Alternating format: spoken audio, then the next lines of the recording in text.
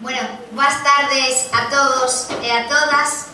Desde logo é unha honra para min, como alcaldesa de Cambados, inaugurar esta xornada sobre as vocacións e ideais de Plácido Castro, persoa ilustre que aínda non de nacemento é considerado por todos nós como un cambades máis e, sobre todo, poder facer esta inauguración acompañada de persoas da relevancia de Rosario Álvarez Blanco e de Xulio Ríos. A figura de Plácido Castro foi prolífica en moitos ámbitos, traducción, xornalismo, política, e en todos eles deixou a súa impronta. Destacado creador cultural e home comprometido en diferentes eidos que incluso o levaron a ser represaliado polo franquismo. Ao longo da súa carreira colaborou con destacados persoeiros da cultura galega, como os irmáns Villar Ponte, Otero Pedrallo, Lugrís, Castelao, Alexandre Bóveda e outros, o que dá idea do nivel intelectual da súa figura é por todos coñecida a súa sólida cultura e as fondas inquedanzas que sempre desenrolou ao longo da súa vida. A relevancia deste autor tamén se ve representada pola talla dos relatores e relatoras que hoxe nos ilustrarán sobre esas vocacións e idearios aquí nesta xornada en Cambados, aos que quero agradecer a súa presencia e tamén ao Consello da Cultura Galega, á Comisión de Acción Exterior, a Fundación Plácido Castro e a Concellería de Cultura do Concello de Cambados, aquí representada polo seu concelleiro, Víctor Camaño, por facer posible este acto e esta xornada. Agardo que esta tarde sexa moi proveitosa, sobre todo moi frutífera, e sobre todo que contribúa a pôr en valor a figura de Plácido Castro no lugar que lle corresponde dentro da cultura do noso país. Tamén agardo, xa aproveitando, que disfrutedes da vosa estancia na nosa vila de Cambados, onde sempre seredes ben recibidos e acollidos e acollidas. Así que moitas gracias. Paso a palabra a Rosario Álvarez. Moitísimas gracias.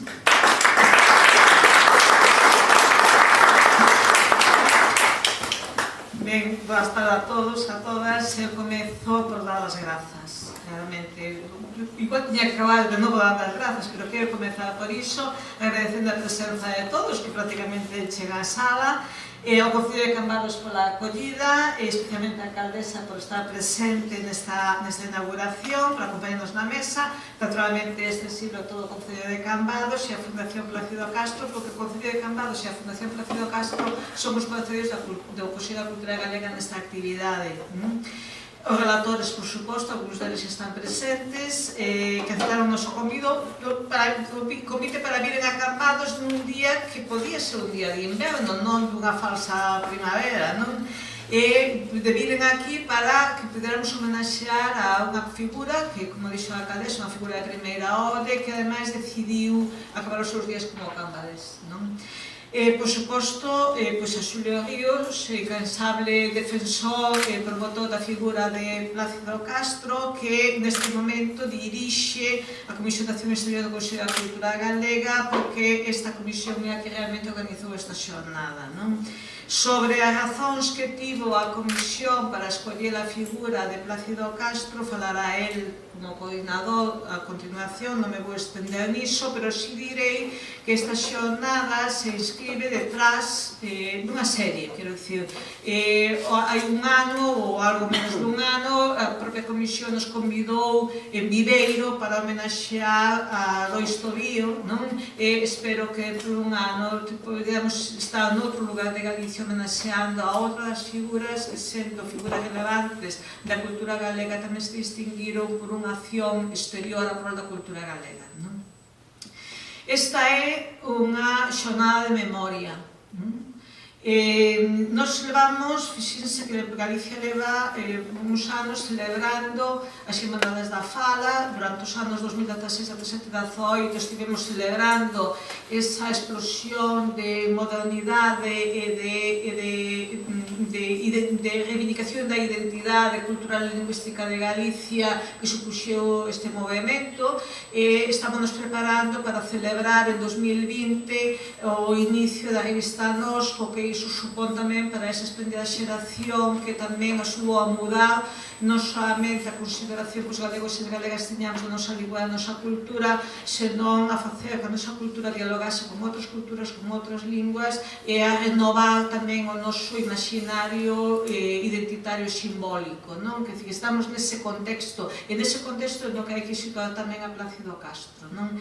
unha xeración de galegos que quixeron ser universalistas desde o local, que eran cultos, ben formados, falaban distintas linguas, coñecían distintas culturas e precisamente por ese amplo coñecemento que tiñan de linguas e culturas foron quen de valorar en primeiro lugar a propia.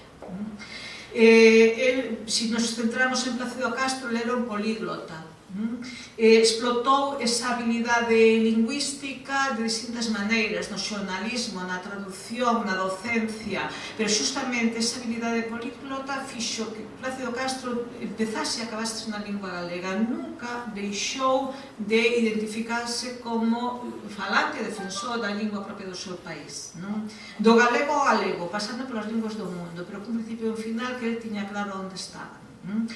É unha xeración de homes e mulleres que eran inquedos, que eran modernos e que por iso coñecían a cultura do seu tempo. Eles estaban nas vanguardas, pero desde esas vanguardas coñeceron e valoraron a lingua e a cultura propia. Foron conscientes de que pertencían a unha tradición elaborada ao longo dos séculos por unha comunidade que soubo imprimir a esta cultura, a esta lingua, un factor diferencial. E eles reivindicaron ese factor.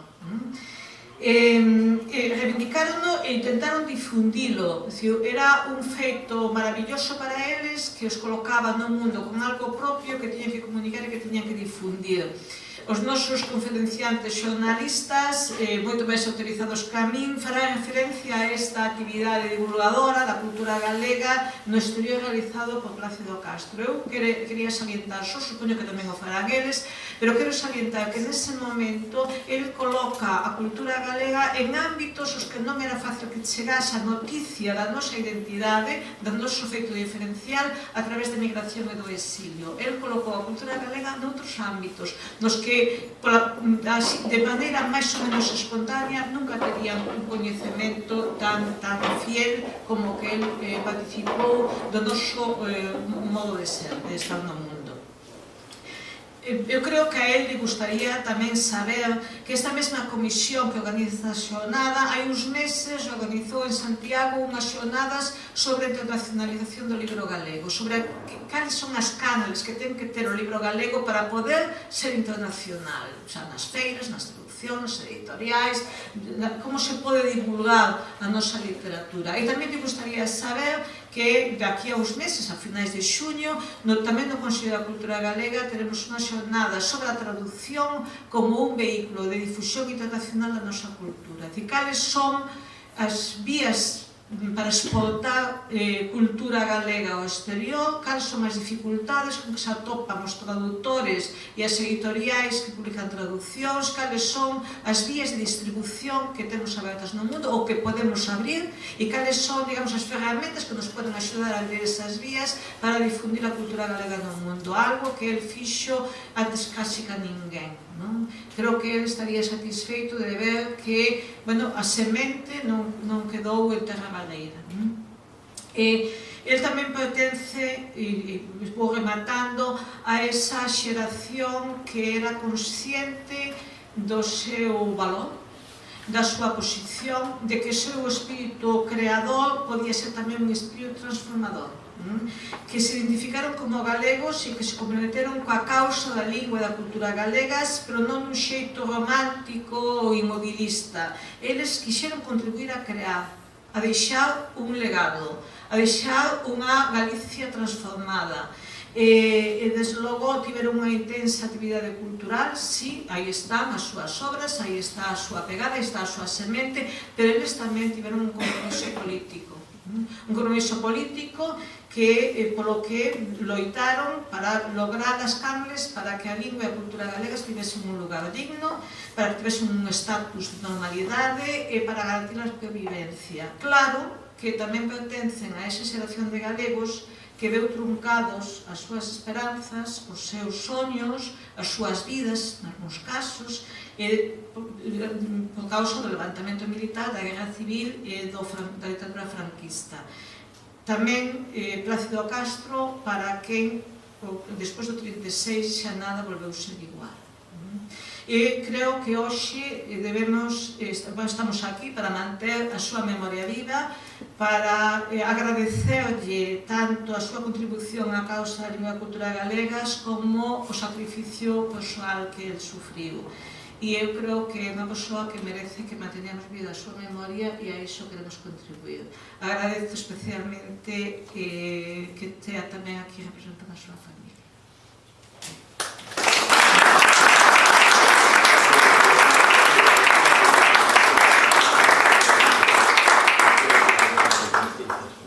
Buenas tardes, muchas gracias alcaldesa, muchas gracias presidenta do Consello da Cultura Galega, gracias a todos e a todas por asistir. Perdoade que vos fastidiamos a sexta, así non venres con un día tan bonito como temos, pero en fin o programa é o programa e temos que respetalo. Como decía a presidenta na Comisión de Acción Exterior do Consello da Cultura Galega, hai un ano abrimos unha liña de traballo que pretende reflexionar sobre determinadas figuras que desempeñaron un papel destacado no eido da proxección exterior. Empezamos, como ela recordaba tamén o ano pasado, con Lois Tobío en Viveiro, aproveitando que se cumplían justamente 15 anos do seu pasamento. Lois Tobío é un coetáneo de Plácido Castro e este ano queríamos abordar a figura de Plácido, que indudablemente é un persoeiro clave se queremos falar da acción exterior de Galicia, tanto no eido cultural como noutros eidos. A idea é que tamén no ano 2020 podamos continuar con outras figuras que moitas veces son inmensamente descoñecidas, tristemente, no noso país, a pesar de 40 anos de democracia, etc., pero quédanos aínda moitísimo por saber de xente moi interesante, moi valiosa e que fixo moito pola nosa terra. Plácido, sen dúbida, ten todos os merecementos para figurar nunha xornada deste tipo e para formar parte dese programa que impulsa a Comisión de Acción Exterior do Consello da Cultura. Nesta xornada de hoxe vamos a tratar de abordar tres aspectos que probablemente son os máis relevantes ou polo menos os máis constantes en toda a súa trayectoria vital. Referímonos á traducción, ao xornalismo e ao seu compromiso político.